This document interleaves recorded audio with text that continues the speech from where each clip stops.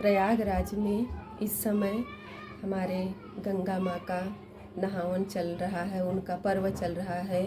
बहुत दूर दूर से सब नहाने के लिए आते हैं, देश विदेश से पब्लिक नहाने के लिए आती हैं। आज गंगा माँ के लिए कुछ सुनाते हैं।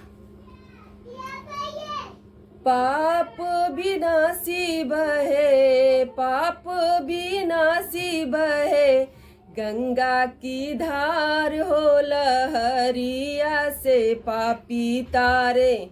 मैया हमार हो लहरिया से पापी तारे। पाप विनाशी बहे, गंगा की धार हो लहरिया से पापी तारे। मैया हमार हो लहरिया से पापी तारे। भागीरथी राजा तोहे धरती पे लाए, पूरे खा के तारे जग सुयस कमाए। गोमुख से धारा बही आई हरिद्वार हो लहरिया से पापी तारे। मैया हमार हो लहरिया से पापी तारे। पाई के दरस ई मंगन होला मनवा, अमृत रूपी जल में कई के स्नानवा। कितने अधम गैले, कितने अधम गैले, स्वर्ग सीधार हो लहरिया से पापी तारे।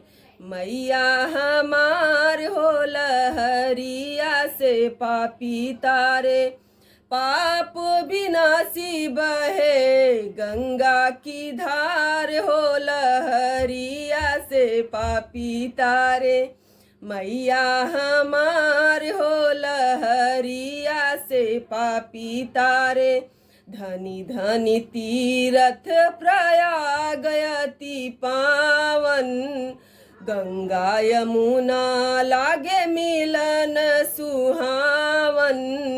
माघ मकर में होला भीड़ अपार हो लहरिया से पापी तारे। मैया हमार हो लहरिया से पापी तारे। पाप विनाशी बहे, गंगा की धार हो लहरिया से पापी तारे। मैया हमार हो लहरिया से पापी तारे। रेखा सिंह लिखी गावे तोहरी की रीतिया, तोहरी चरनिया में लागी बापी रीतिया। मैया मोहि भाव से लगा द बेड़ा पार हो लहरिया से पापी तारे। मैया हमार हो लहरिया से पापी तारे। पाप विनाशी बहे, गंगा की धार हो लहरिया से पापी तारे। मैया हमार हो लहरिया से पापी तारे। जय माँ गंगा।